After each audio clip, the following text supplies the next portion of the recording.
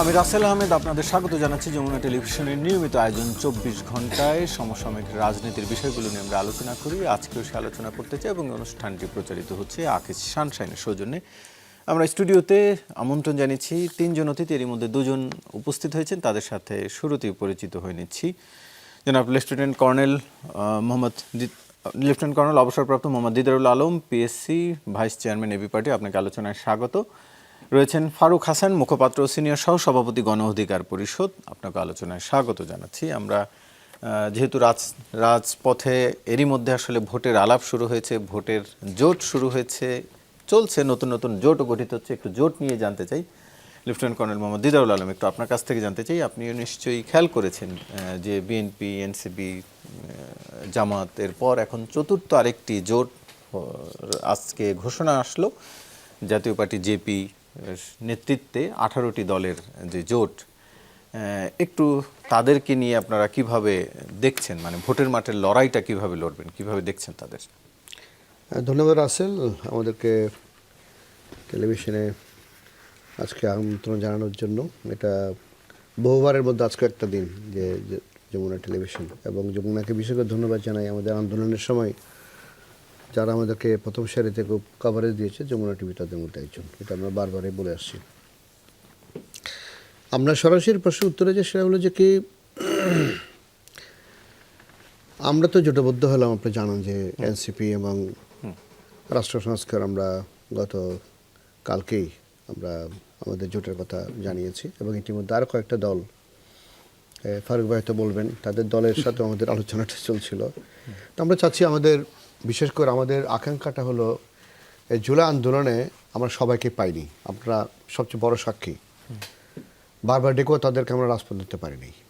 তো বিশেষ করে ইয়াং জেনারেশন বেসড যে সকল পার্টি এই রাজপথে আমরা ছিলাম জুলাই 34 জুলাই আন্দোলনের সময়, তাদেরকে নিয়ে আমরা জোটবদ্ধ হয়ে বাংলাদেশে নতুন বাংলাদেশ গড়ার যে আকাঙ্ক্ষা তৈরি হয়েছে, একটা বড় সংস্কারের যেই সংস্কৃতি তৈরি করতে চাচ্ছি আমরা, যাতে করে আরেকজন বার কেউ এরকম ফেসিস্ট তৈরি না হয়, যারা জনগণের টাকার গুলি জনগণের বুকে চালাবে, এমন এই পরিবেশ যাতে তৈরি না হয়, এবং রাজনীতিটা যাতে করে মানুষের জন্য হয়, মানুষের কল্যাণের জন্য হয়, এবং কল্যাণ রাষ্ট্র প্রতিষ্ঠার জন্য হয়। তো আমরা সবার প্রতি আহ্বান জানিয়েছি। ইতিমধ্যে অনেকগুলো দলের সাথে আমাদের আলোচনা চলছে, এখন ফারুক ভাই বলবেন নিশ্চয়ই, তাদের সাথে আমাদের আলোচনাটা চলাবল আছে। তো আমরা চাই এই জোটটা বড় হোক, এবং এটা যদি হয় তাহলে আশা করি আমরা ভোটের রাজনীতি গিয়ে কোথায় দাঁড়াবে সেটা এখনও বলা মুশকিল, সেই সময় এখন আসেনি।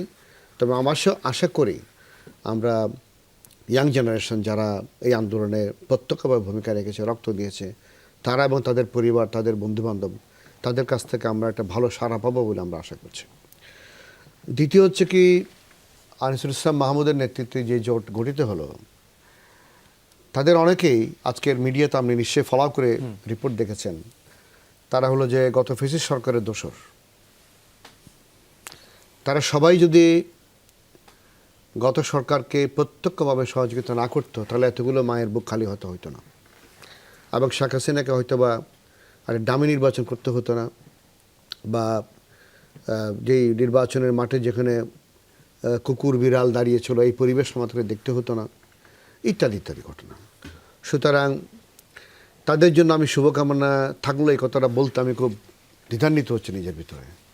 তারা হয়তো মানুষের কাছে অন্যরূপে প্রকাশিত হবে, এটা দেশের জনগণই বিবেচনা করবেন। ভোটের রাজনীতিতে যেই জোটটা গত সরকারকে প্রত্যক্ষ সহযোগিতা করে মানুষের বিপক্ষে গিয়ে দাঁড়িয়েছিল, তারা নতুন রূপে যদি মানুষের কাছে আবার দাঁড়ায়, তাদের কি ভয়ঙ্কর চিত্র হতে পারে সেটা দেশবাসী হয়তো প্রত্যক্ষ করবে। এটা বিবেচনা করে আই এম শিওর তারা ভোটের রাজনীতিতে তারা অংশগ্রহণ করবে, এবং আমরা যারা 36 জুলাই আন্দোলনের প্রত্যক্ষ সঙ্গীর সাথে আমরা যারা আছি, আমাদেরকে রাষ্ট্র পরিচালনার দায়িত্ব তারা অর্পণ করবে, সেই প্রত্যাশা আমরা রাখি, এবং জনগণের কাছে সেই দাবি আমরা রাখতে পারি। ধন্যবাদ আপনাকে। জি, আমরা একটু ফারুক হাসান একটু আপনার কাছে জানতে চাই, যেই জোটটি আজকে আসলো সেই জোটের মধ্যে 18টি দলের মধ্যে সম্ভবত 6টির নিবন্ধন রয়েছে এবং আরেকটি অর্থাৎ জাতীয় পার্টি তারাও নির্বাচনে আসার জন্য এরই মধ্যে বিভিন্ন ধরনের কথা বলছেন। গতকালও তারা কথা বলেছেন। স্বরাষ্ট্র উপদেষ্টা আজকে জাতীয় পার্টির যে অভিযোগ তাদেরকে মাঠে নামতে দেওয়া হচ্ছে না, তার প্রেক্ষিতে তিনি বলছেন এখন অনেকেই আছেন ঘর থেকে বের হতে চায় না, ঠান্ডা লাগবে বলে, সর্দি কাশি আসবে বলে আমরা তাদেরকে না করছি নাকি। এক ধরনের বার্তা কি দেয় না যে তারা মাঠে নামলে সরকার ওই অর্থে বাধা দিবে না। আপনারা এক সময় জাতীয় পার্টি নিয়ে বেশ সরব ছিলেন, জাতীয় পার্টির বিপক্ষে। আপনাদের নুরুল হক নূর, আপনাদের প্রধান নেতা, তিনি আহত হয়েছিলেন। সামনের ভোটে তো জাতীয় পার্টি সমর্থিত কিংবা আওয়ামী লীগ বলয়ের অনেকেই ভোটে আসছেন, কিভাবে? ধন্যবাদ আপনাকে। ধন্যবাদ যমুনা টেলিভিশনের সম্মানিত দর্শক যারা দেখছেন। আমার সহ আলোচক আরেকজন আছেন আমাদের সায়ন্ত ভাই, তিনি এখনও বোধহয় পৌঁছান নাই। তো যাই হোক, আসলে আমি যেটি দিয়ে শুরু করতে চাই যে আসলে এটা আমাদের জন্য একটা অত্যন্ত লজ্জাজনক ব্যাপার যে এই গণঅভ্যুত্থান পরবর্তী আমরা একটি নতুন বাংলাদেশ পেয়েছি, যারা সেই গণঅভ্যুত্থানে সরাসরি বিপক্ষে অবস্থান নিয়েছিলেন, যাদের প্রত্যক্ষ এবং পরোক্ষ মদদে এদেশের গণমানুষের বুকে সরাসরি গুলি চালানো হয়েছে, মায়ের বুককে খালি করা হয়েছে, হেলিকপ্টার থেকে গুলি চালিয়ে মায়ের কোলের ফুটফুটে সন্তানকে পর্যন্ত হত্যা করা হয়েছে। সেই পতিত স্বৈরাচারের দোসরদের নিয়ে আমাদের আজকে এখানে কথা বলতে হচ্ছে। এটা আমাদের জন্য একটা বড় ধরনের লজ্জার বিষয়। এখন আমি আসলে বলতে চাই, এই যে জাতীয় পার্টি বা আজকে যাদের নেতৃত্বে একটি নতুন জোটের আত্মপ্রকাশ ঘটেছে, নির্বাচনী জোট নিশ্চয়ই এটা আসলে আমি মনে করি এই সরকার এবং সরকারের দায়িত্বশীল ব্যক্তি যারা রয়েছেন তাদের পৃষ্ঠপোষকতায় এবং এখানে ভিনদেশি এজেন্ডাও তাদের পিছনে অনেকটাই মেকানিজম করেছে এবং কাজ করেছে। আপনি দেখবেন নিশ্চয়ই কিছুদিন আগেও সরকার প্রধান বলেছেন যে জাতীয় পার্টি তো নিষিদ্ধ কোনো দল নয়, এবং সরকারের বিভিন্ন উপদেষ্টা তারাও কিন্তু একবার প্রকাশ্যেই বলেছেন যে জাতীয় পার্টির কার্যক্রম নিষিদ্ধ নয়, সুতরাং জাতীয় পার্টি আগামী নির্বাচনে অংশগ্রহণ করতে পারবে। ইভেন নির্বাচন কমিশনও একই বক্তব্য দিয়েছেন যে জাতীয় পার্টি এখন পর্যন্ত নিবন্ধিত এবং ইনলিস্টেড একটি পলিটিক্যাল পার্টি নির্বাচন কমিশনে। তার মানে সরকার, নির্বাচন কমিশন এবং সরকার দায়িত্বশীল যে প্রতিষ্ঠানগুলো রয়েছে তাদের সাথে দেশি বিদেশি নানান যে চক্রগুলো রয়েছে, যারা বিগত সময়ে আমাদের গণঅভ্যুত্থানের সরাসরি বিরোধিতা করেছে, গণঅভ্যুত্থানের বিরুদ্ধে দাঁড়িয়েছিল, এরা আসলে মেকানিজম করে আগামী নির্বাচনে জাতীয় পার্টি এবং এই আজকে যে 18 দল না 20 দলের সমন্বয় যে জোট, এই জোটটাকে তারা মাঠে নিয়ে আসার একটা কার্যক্রম ইতিমধ্যে শুরু করেছে। তবে এই কার্যক্রম বা এই জোটের মাধ্যমে আমি নিশ্চিত আওয়ামী লীগ আগামী নির্বাচন কিংবা নির্বাচন পরবর্তী সময়ে বাংলাদেশের রাজনীতিতে তারা প্রাসঙ্গিক হবেন এবং রাজনীতির মাঠে তারা ফিরে আসবেন। যেমন মনে রাখবেন যে প্রত্যেকটি যে ফাইনাল পরীক্ষা, যেমন এসএসসি বলেন, এইচএসসি বলেন, তার আগে কিন্তু একটা মক টেস্ট হয় বা কি বলে প্রি টেস্টে আসলে যাচাই করা হয় যে সে কতটুকু ফিট। যেমন দেখবেন শেখ হাসিনা এই যে একতরফা নির্বাচন যেগুলো করেছে, ডামি আমি মামা ভাগিনা যে নির্বাচন, এই নির্বাচনগুলো তিনি কিন্তু ডাইরেক্ট টপে করেন নাই, তিনি কিন্তু বটম টু টপ নিচ থেকে তিনি কিন্তু উপরে উঠেছেন। তিনি দেখবেন সবার আগে তার এই দলীয় মার্কা নিয়ে কোথায় গেছেন, একবারে রুট লেভেল মানে কোথায়, স্থানীয় নির্বাচনের একবারে সর্বনিচু যে স্তর অর্থাৎ ইউনিয়ন পরিষদ নির্বাচন। আপনি কি কখনো শুনেছেন এরকম যে বিগত 54 বছরের হিস্ট্রিতে যে স্থানীয় নির্বাচন অর্থাৎ ইউনিয়ন পরিষদে দলীয় মার্কায় নির্বাচন হয়েছে? হয় নাই। এই প্রথম শেখ হাসিনা দলীয় মার্কা নিয়ে গেলেন কোথায়, একবারে রুট লেভেলে নিয়ে তিনি আসলে তার যে চিন্তা যে আমি টপ লেভেলে আমি এরকম আমি ডামি মামা ভাগিনা নির্বাচন করব, একতরফা নির্বাচন, এই নির্বাচনের প্রি টেস্ট হচ্ছে কোথায়, ওই যে একবারে তৃণমূল রুট লেভেলে। এখানে দলীয় মার্কা নিয়ে এক প্রকার একটা মাফিয়াতন্ত্র কায়েম করলেন। যখন এই দলীয় মার্কা যাবে তখন কিন্তু মানুষ আসলে দীর্ঘদিনের যে সৌহার্দ্যপূর্ণ একটা পরিবেশ আমাদের রাজনীতির মাঠে, আপনি দেখবেন যে স্থানীয় নির্বাচনে খুব একটা দল কিন্তু ফ্যাক্টর হয়ে ওঠে না। ফ্যাক্টর কারা হয়? প্রার্থীর ব্যক্তিগত ক্যারেক্টার, অবস্থা, জনগণের সাথে কানেক্টিভিটি, মানুষ ভালো কি মন্দ, এই ক্যারেক্টারগুলোর উপরে বেজ করে স্থানীয় নির্বাচনগুলো বিগত 54 বছর হয়ে আসছে। যখনই আপনি ওখানে দলীয় মার্কা নিয়ে গেলেন তখন ব্যক্তি চোর না ডাকাত না সন্ত্রাস এটা মুখ্য বিষয় নয়, মার্কাটা মুখ্য। মার্কা ধানের শীষ নাকি নৌকা, দ্যাট ইজ দ্য ম্যাটার। এভাবেই কিন্তু সে ওখানে সন্ত্রাসবাদ কায়েম করলেন। এভাবে করে তিনি কি তৈরি করলেন, এই যে 9টা মেম্বার, এই মেম্বাররাই কিন্তু আসলে ভোট পুল করে নির্বাচন। এভাবেই কিন্তু তিনি সন্ত্রাসবাদ ওই তৃণমূল থেকে কায়েম করে যখন দেখলেন যে তার যে প্রি টেস্ট, সে প্রি টেস্টে সফল, স্থানীয় নির্বাচনে সফল, এরপরে উপজেলা নির্বাচন, পৌরসভা, এখানেও সফল, তারপরে নিয়ে আসলেন কোথায়, এখানে তো আওয়ামী লীগ নির্বাচনে অংশ নিচ্ছে না, আওয়ামী লীগ তো নির্বাচনে অংশ নিচ্ছে না, টেস্টগুলোর কথা বলছি। ঠিক একই কায়দায় আওয়ামী লীগকে আগামী নির্বাচন কিংবা নির্বাচন পরবর্তী সময়ে প্রাসঙ্গিক করার জন্য প্রি টেস্ট হচ্ছে আজকের এই জোট, এই যে 18 দলীয় বা 20 দলীয় এই জোটের মাধ্যমে জাতীয় পার্টি নির্বাচনে অংশগ্রহণ করবে। জাতীয় পার্টি আলাদা এখন, এখন তো আলাদা ভাই, আপনি 2-1 দিন পরেই দেখবেন যে ওই জোটের মধ্যে তারা ঢুকে গেছে বা কোনো না কোনোভাবে ওই জোটের সাথে প্রাসঙ্গিক হয়ে আগামী নির্বাচনে জাতীয় পার্টি অংশগ্রহণ করছে। আমি নিশ্চিত জাতীয় পার্টি আগামী নির্বাচনে অংশগ্রহণ করছে এবং জাতীয় পার্টিকে নির্বাচনে তাহলে অংশগ্রহণ আপনাদের বাধা দেওয়া বৃথা গেল। আমরা তো একা বাধা দিলে হবে না ভাই। এখানে বড় দল হিসেবে বিএনপি যদি নীরব থাকে, জামাত যদি নীরব থাকে, তা আমি গণ অধিকারকে একা এটাকে প্রোটেক্ট করতে পারবো, আটকাতে পারবো? আমার তো সেই সক্ষমতা হিম্মত নেই। আমি আমার জায়গা থেকে কথা বলছি। এখন বিএনপি জামাত যদি তলে তলে বলে যে না আসলে অসুবিধা নেই, আলহামদুলিল্লাহ, তাহলে তো বলার কিছু নাই। এখানে প্রত্যেকটা রাজনৈতিক দলকে সিদ্ধান্ত নিতে হবে যে ফ্যাসিবাদ এবং ফ্যাসিবাদের দোসর যারা ছিলেন তাদের বিষয়ে আপনার অবস্থান কি, আপনাদের অবস্থানটা ক্লিয়ার করেন। এখানে যদি বড় দল হিসেবে বিএনপি যেহেতু আপকামিং পাওয়ার পার্টি, তারা চিন্তা করছে ক্ষমতায় আসার সম্ভাব্য 1 নম্বর দল বিএনপি, তারপরে জামাত, তারা সিদ্ধান্ত নিক তারা কি চাই। তারা কি ফ্যাসিবাদের দোসর যারা তাদের বিষয়ে নীরব ভূমিকা পালন করবে নাকি তারা সোচ্চার থাকবে? তাদের অবস্থান স্পষ্ট করলেই কেবল আমরা আসলে তবে আমি নিশ্চিত যদি এই 18 দল আজকে যেভাবে তারা একবারে একটা আড়ম্বরপূর্ণ একটা পরিবেশের মধ্য দিয়ে জাঁকজমকভাবে তারা এই জোটের আত্মপ্রকাশ ঘটিয়েছে, জাতীয় পার্টি আসবে এবং নির্বাচনে কিংবা নির্বাচন পরবর্তী সময়ে আওয়ামী লীগ ফিরে আসবে। এদের মধ্যে আমাদের সাথে এর মধ্যে যুক্ত হয়েছেন ডাক্তার সাখাওয়াত হোসেন সায়ান্ত আর সাধারণ সম্পাদক জি9। আপনাকে আলোচনায় স্বাগত জানাচ্ছি। আমরা আলোচনা করছিলাম যে আজকে জাতীয় পার্টির অর্থাৎ জেপির এক অংশের নেতৃত্বে যে 18 দলীয় জোটের নতুন একটি জোট আসতে যাচ্ছে, সেটি নিয়ে একটু আপনার কাছেও জানতে চাই যে এই জোটের মধ্যে অনেকেই যারা আওয়ামী লীগের বন্ধু বলে পরিচিত ছিলেন এবং তাদের অনেকের নিবন্ধনও রয়েছে। ফলে আওয়ামী বলয়ের এই জোট সামনে নির্বাচনে লড়তে গেলে সেটি বিএনপি বা বড় দলগুলোর একটা বড় প্রতিদ্বন্দ্বী হয়ে থাকবে বলে মনে করেন কি? আপনাকে ধন্যবাদ এবং আমার সঙ্গে আলোচনায় যে দুজন সম্মানিত আলোচক আছেন এবং যারা শুনছেন সবার জন্য শুভেচ্ছা রইল। দেখেন, বাংলাদেশে এই মুহূর্তে গণ অভ্যুত্থান পরবর্তী সময়ে এই যে প্রথম যে নির্বাচনটা হতে যাচ্ছে, সেই নির্বাচনে একমাত্র আওয়ামী লীগের কার্যক্রম নিষিদ্ধ করা হয়েছে সরকারিভাবে। তাদের নিবন্ধনও বাতিল হয় নাই, শুধু কার্যক্রম নিষিদ্ধ আছে। এবং কার্যক্রম নিষিদ্ধ আছে বলে হ্যাঁ নিবন্ধন বাতিল হয়েছে, মার্কাটা স্থগিত আছে, নিবন্ধন বাতিল হয়েছে এবং তারা দলের নামে নির্বাচন করতে পারছে না। এখন এই দলটাকে এই কার্যক্রম নিষিদ্ধ করবার পরে প্রধান উপদেষ্টা বিদেশি সংবাদ মাধ্যমে ইন্টারভিউতে এই কথাটা বলেছেন যে আওয়ামী লীগকে নিষিদ্ধ করা হয়নি, তাদের আপাতত কার্যক্রম নিষিদ্ধ করা হয়েছে, কার্যক্রম নিষিদ্ধ করা হয়েছে এবং নিবন্ধন স্থগিত করা হয়েছে। কেন করা হয়েছে? কারণ হচ্ছে তারা গণহত্যা করেছে এবং সেই গণহত্যার বিচার হচ্ছে। এই সময় তারা মাঠে নানান রকমের নাশকতা করতে পারে এবং তাদের অনেকে মিছিল করছিল সরকারের বিরুদ্ধে বিভিন্ন জায়গায়। সুতরাং তারা এইখানে উচ্ছৃঙ্খলতা দেখাতে পারে, বিশৃঙ্খল পরিস্থিতি তৈরি করতে পারে এবং এই বিচারকে প্রভাবিত করতে পারে বা বাধাগ্রস্ত করতে পারে। সেই জন্য তাদের কার্যক্রম নিষিদ্ধ হয়েছে। এখন যেইটার মূলত এখন যে বিচার সংস্কার এবং নির্বাচন যেই ফর্মুলায় সরকার এগোচ্ছে, সেই বিচারের মধ্যে কিন্তু এখনো পর্যন্ত শুধু আওয়ামী লীগ পড়ছে, দোসররা কিন্তু পড়ছে না।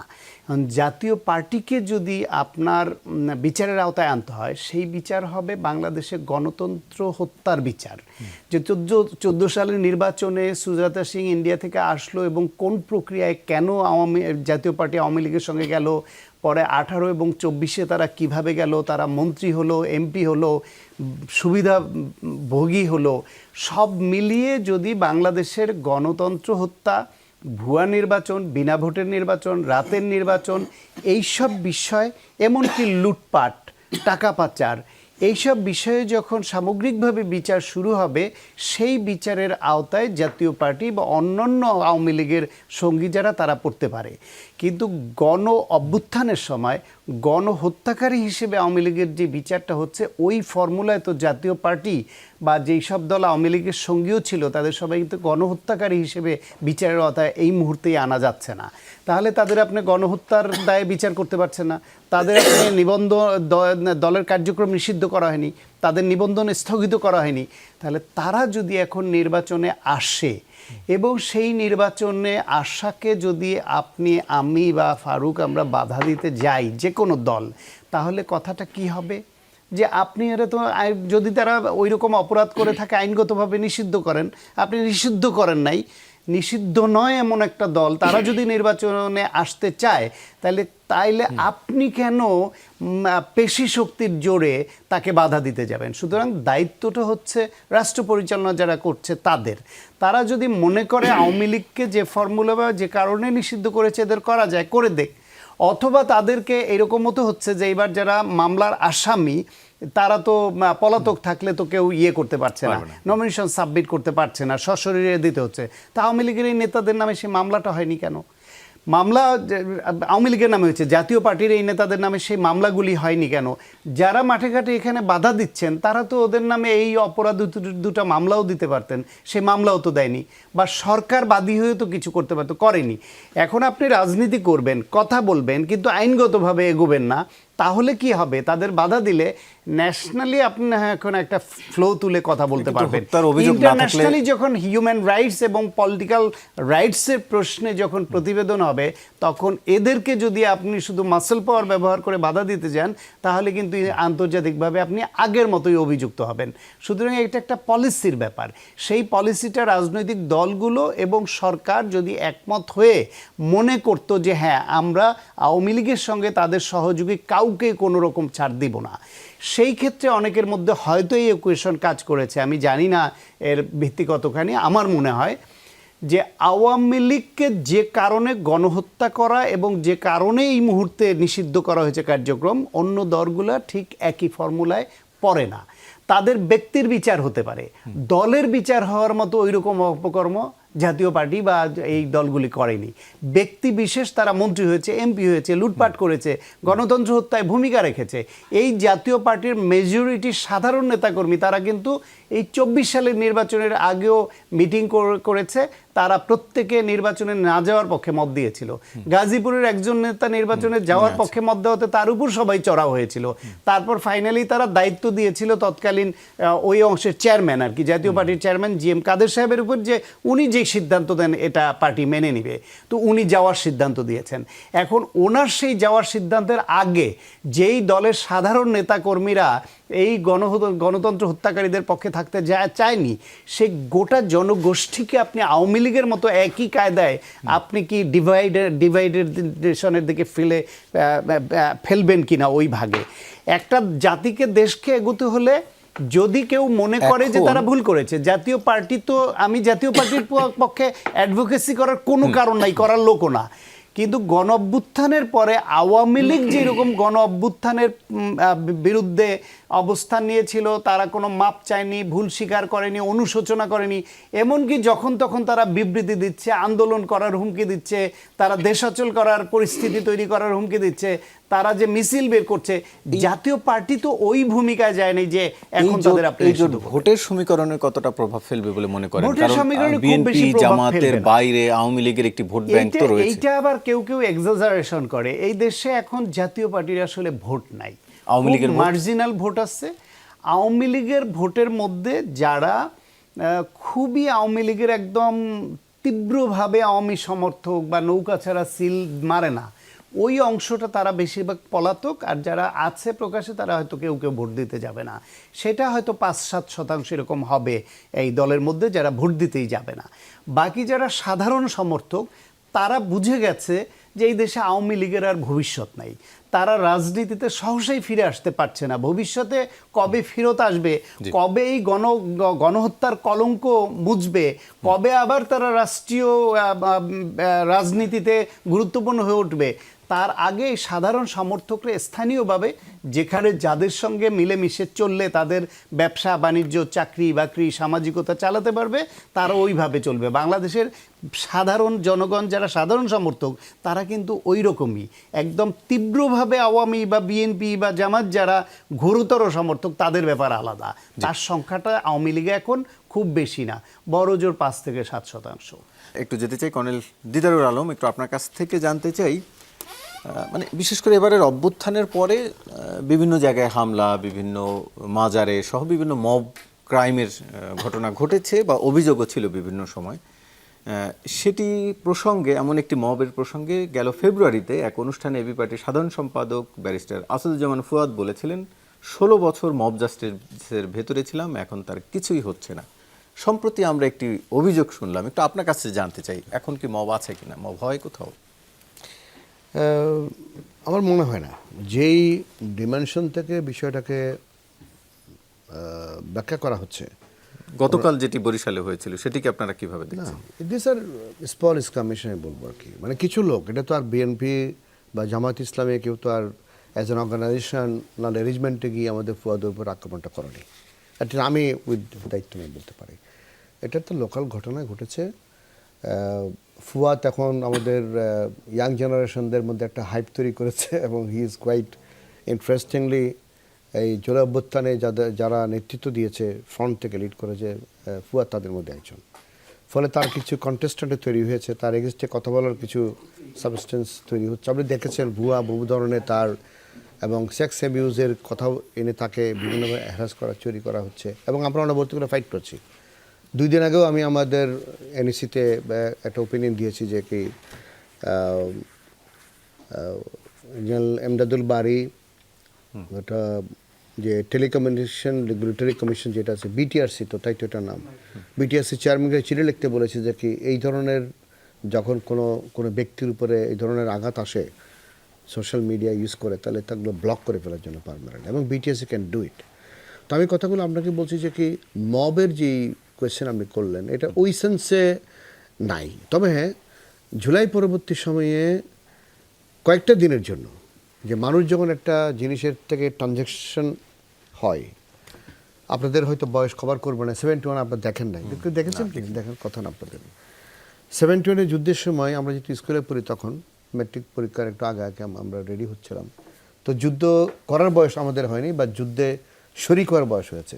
কোনো সময় অস্ত্র ক্যারি করেছি, মামা চাচারা কাজিনরা যখন এটা সেটা করতেন তখন চিঠি দিয়ে পাঠাতো, সেই চিঠি দিয়ে আসছে না। ওই সেন্সে আমি মুক্তিযুদ্ধ দাবি করবো না, তো মুক্তিযোদ্ধার যেই শিশু মুক্তিযুদ্ধ বলতে পারে, ক্লাস 7, 8, 9 শিশু মুক্তিযোদ্ধা, ক্লাস 7, 8, 9 আমাদের সে বয়সে আমাদের যারা আত্মীয় স্বজন, আমাদের মামা কাজিনরা যারা যুদ্ধ করেছে, এবং কোনো সময় তাদেরকে রাতের অন্ধকারে তাদেরকে বাড়ির মধ্যে এসে এটা খাওয়ানো, দিনে তারা যখন আমাদেরকে বলে সিঁড়িটা কোন জায়গাতে দিয়ে আসো, কিন্তু ধরা না পড়ে, এগুলো আমরা করেছি।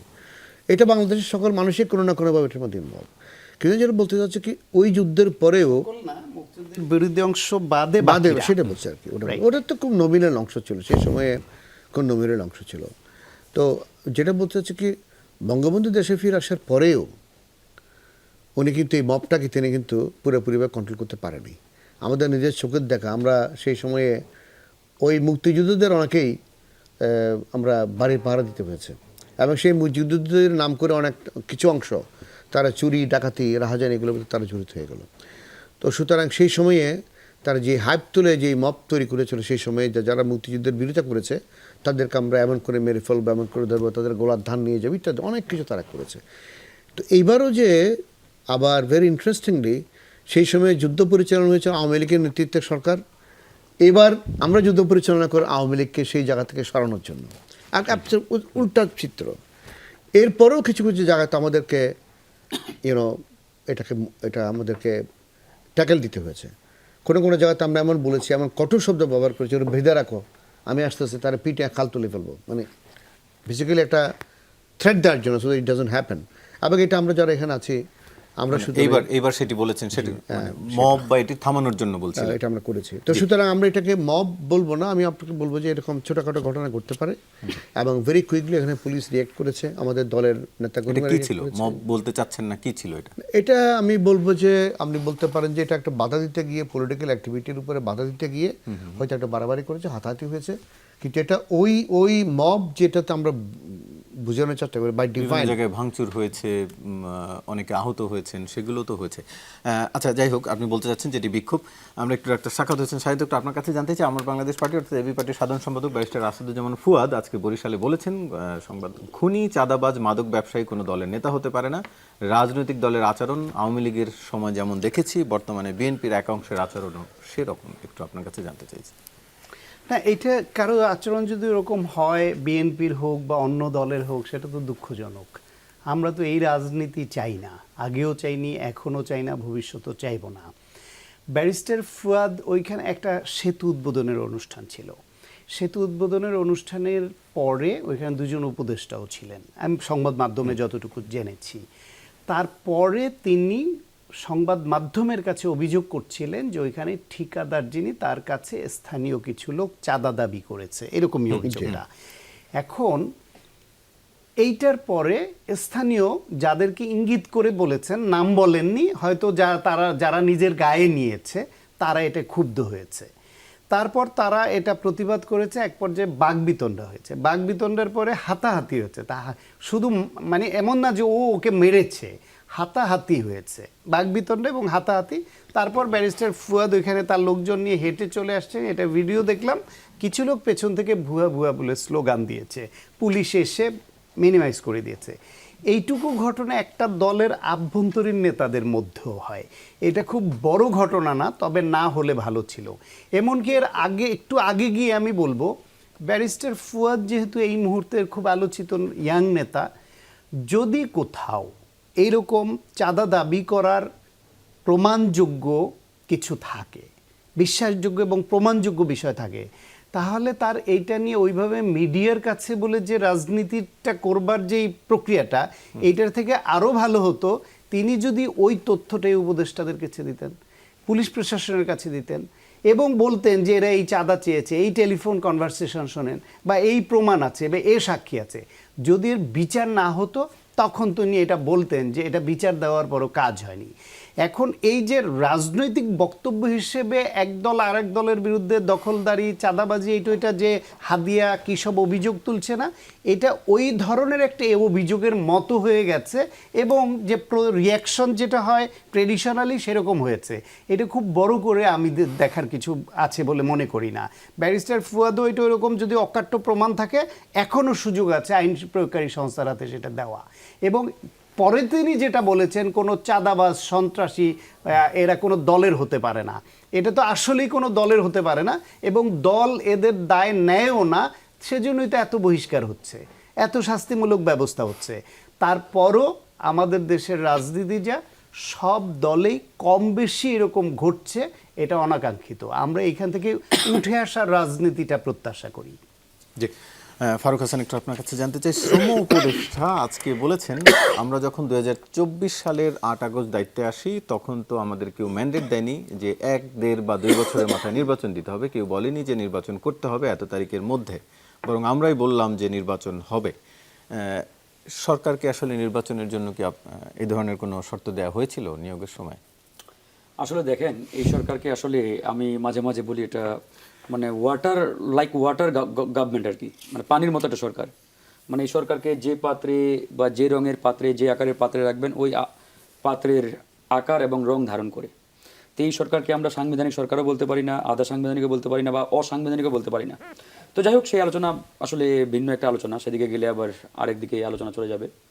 আমি মনে করি এই সরকারের শুধুমাত্র একমাত্র কাজ নির্বাচন দেওয়া না, আবার এই সরকারের এটাও না যে নির্বাচন না দেওয়া, এই কাজটাও না, বরঞ্চ এই সরকারের অনেকগুলো কাজ, অনেকগুলো দায়িত্ব এদেশের ছাত্র জনতা, আপামর জনগণ, বিপ্লবের পক্ষের শক্তিগুলো অর্পণ করে দিয়েছেন এই সরকারের কাঁধে।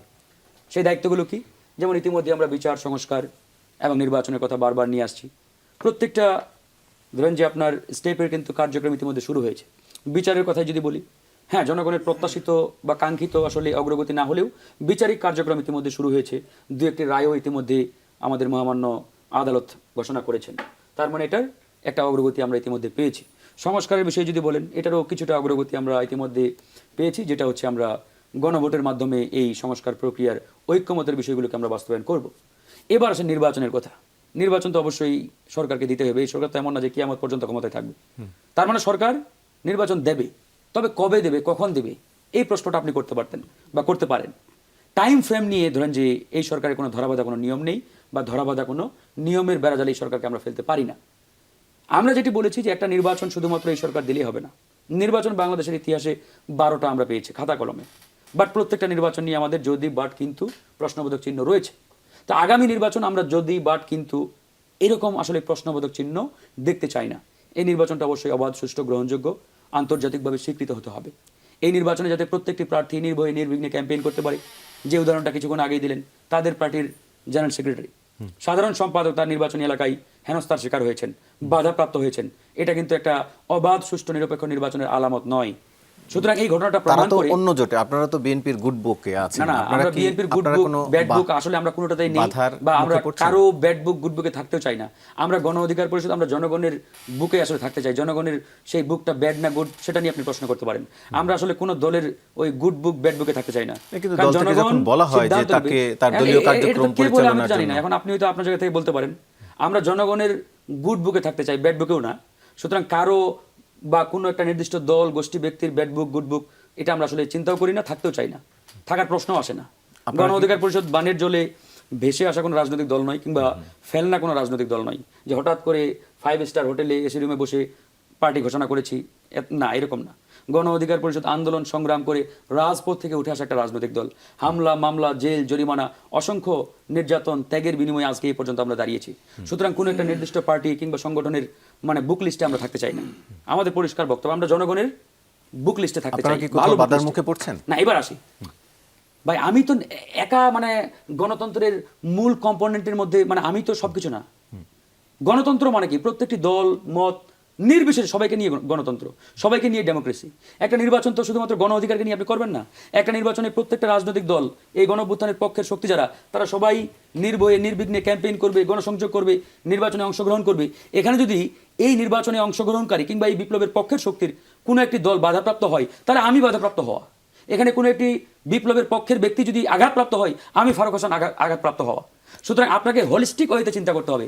আপনি শুধুমাত্র আমার দিকে আঙ্গুল তোলেন কেন যে আপনি বাধাপ্রাপ্ত হয়েছেন কিনা? আমি বাধাপ্রাপ্ত হলাম না, আমার ডানে বামে যারা হয়েছে তারা বাধাপ্রাপ্ত হলো, তাহলে কি আপনি বলবেন যে নির্বাচনের গুড একটা পরিবেশ রয়েছে? নো। আপনাকে হোলিস্টিক ওয়েতে চিন্তা করতে হবে। ওভারঅল সিচুয়েশনটা কি, ওভারঅল ভাবে প্রত্যেকটা আপনারা কেমন রাজনৈতিক দল। দেখছেন? না, আমি এটাই বলছি আপনাকে যে এখন পর্যন্ত ধরেন যে আমি সিনারিটা একবারে খারাপ যদি নাও বলি, ওভারঅল সিনারিওটা কেমন দেখছেন? ওভারঅল ভালো না সিনারিটা খারাপ? রাজনীতির ময়দানে রাজনৈতিক দলগুলোর মধ্যে যে একটা সম্পর্ক, এই সম্পর্কটা একবারেই যে খারাপ তা বলবো না। এই সম্পর্কটা আমি মনে করি এখন পর্যন্ত অনেকাংশেই ভালো। সেটা যদি আপনি পার্সেন্টেজ বলতে পারেন 90% ভালো। রাজনৈতিক দলগুলোর ইন্টারনাল যে কানেকশন। মানে তবে 90% প্রবলেমটা ভালো কোথায়? পরিবেশ আমি আসি। রয়েছে, ভোটের জন্য প্রবলেমটা সেটি আরেকটা বলছেন। জায়গায়। প্রবলেমটা হচ্ছে একটা নির্বাচন কন্ডাক্ট করার জন্য শুধুমাত্র রাজনৈতিক দল, জনগণই সব না। এখানে নির্বাচন কমিশন, আইন শৃঙ্খলা বাহিনী, পুলিশ প্রশাসন, আনসার এবং আরো দেশি বিদেশি নানান যে স্টেকগুলো রয়েছে, সকলের সম্মিলিত প্রচেষ্টার মাধ্যমে কিন্তু একটা না, অবাধ, সম্মিলিত সুষ্ঠু, গ্রহণযোগ্য প্রচেষ্টার নির্বাচন। ফলাফলটাই তো হ্যাঁ, ভালো বা খারাপ হয়। আসবো, আপনি আসবো। বলছেন এই 90% যে ভালো পরিবেশ ওভারঅল রয়েছে। যে আপনার স্টেকগুলো যারা নির্বাচন কন্ডাক্ট করি, তাদের অ্যাক্টিভিটিগুলো কি কি, বা তাদের অ্যাক্টিভিটিগুলো এখন পর্যন্ত কতটুকু আসলে জনগণের কাছে মানে তারা আস্থায় নিতে পেরেছেন বা জনগণকে সেই নিশ্চয়তা দিতে পেরেছেন। এখন পুলিশের কথাই যদি বলি, পুলিশ কি এখন পর্যন্ত শতভাগ এই নিশ্চয়তা জনগণকে দিতে পেরেছে যে আগামী নির্বাচন অবাধ সুষ্ঠু করার জন্য পুলিশ বলছে যে তারা প্রস্তুত নির্বাচন বলছে তো করতে পারে। সরকার তো দিনে 3 বার না 4 বার পর্যন্ত বলছে।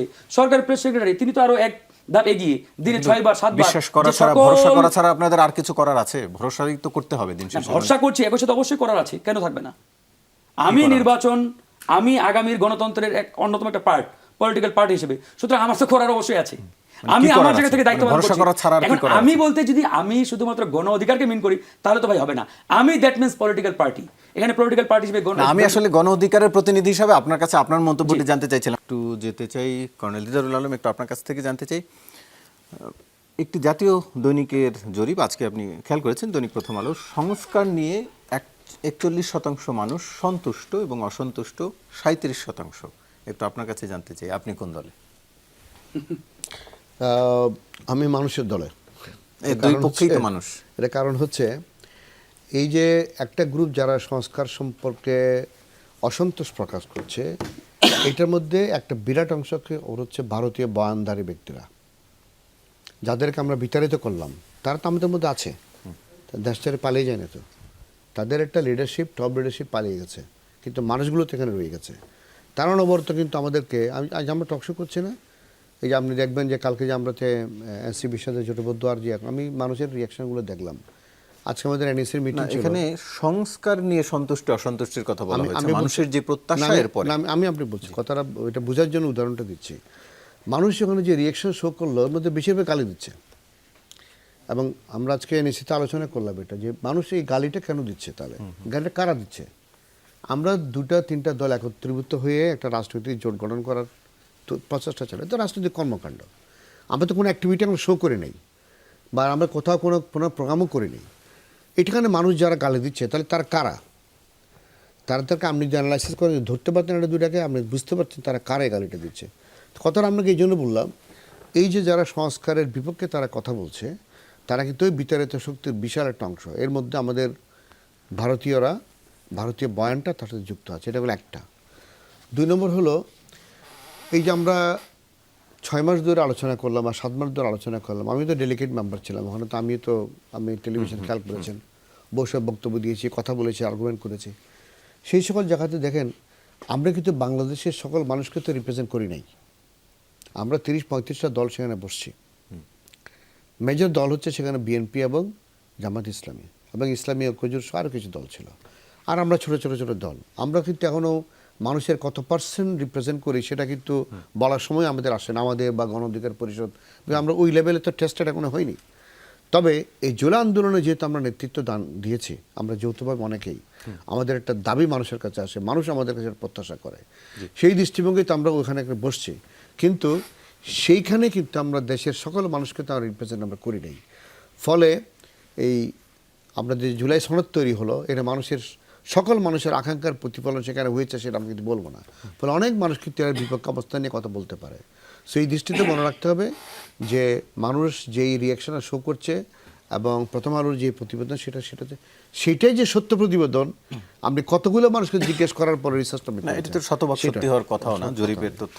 আমি একটা যদি 30 সেকেন্ড আমাকে সময় দেন, আমি ফুয়াদ ভাইয়ের এই বিষয়টা একটু ব্যাখ্যা করতে চাই। সেটা হলো যে আমাদের প্রথমত হচ্ছে কি, আমরা আশা করেছিলাম সকল political party irrespective of the position সেটার প্রতিবাদ করা উচিত ছিল, এবং আমরা অনেকের কাছ থেকে সেটা আমরা দেখিনি। এখন এটা যদি চলতে থাকে এরকম করে, তাহলে হবে কি, সামনের নির্বাচনকে এফেক্ট করবে।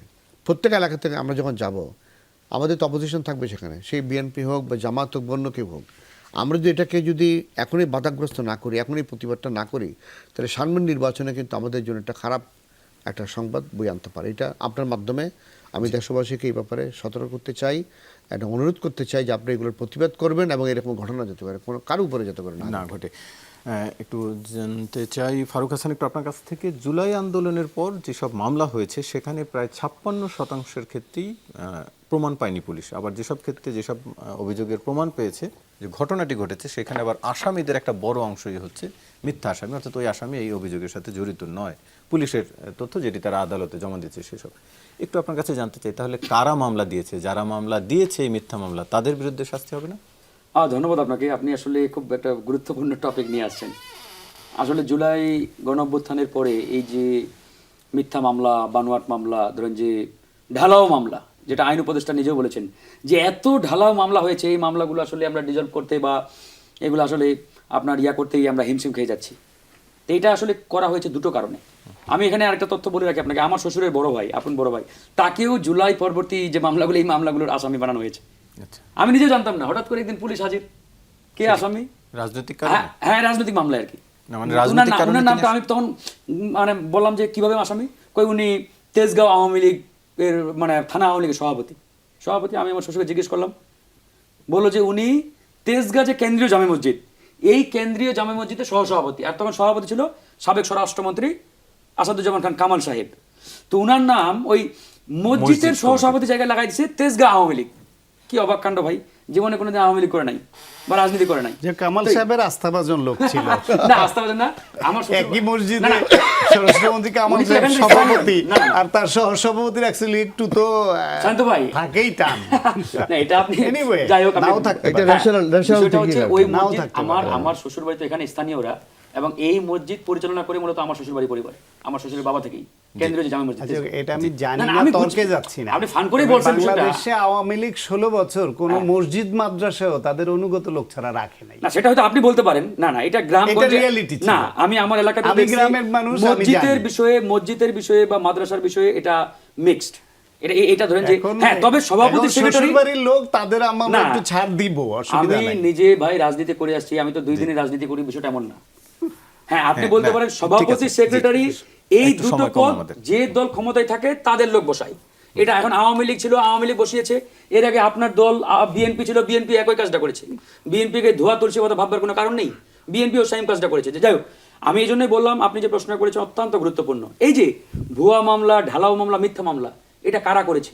নিশ্চয়ই আওয়ামী লীগ করে নাই, নিশ্চয়ই পরাজিত শক্তির দোসররা করে নাই। করেছে কারা?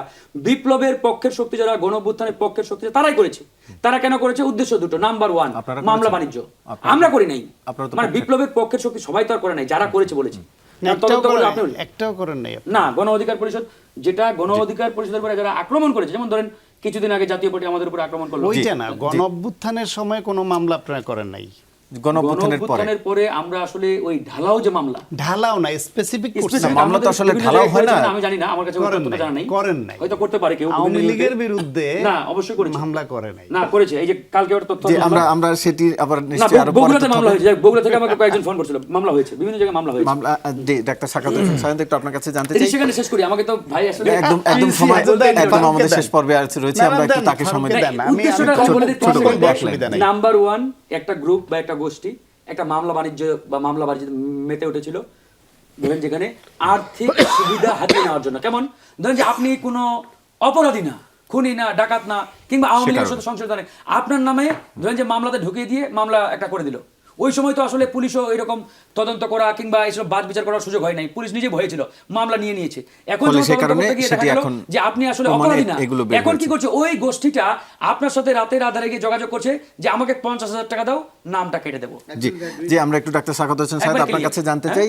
বিএনপির ভারপ্রাপ্ত চেয়ারম্যান তারেক রহমান বলেছেন একজন ভালো আর সবাই খারাপ। আওয়ামী লীগ আমলের এই প্রচার এখনো চলছে, সেটি উল্লেখ করেছেন। একটু আপনার কাছে জানতে চাই, কারা সেই প্রচার করছে?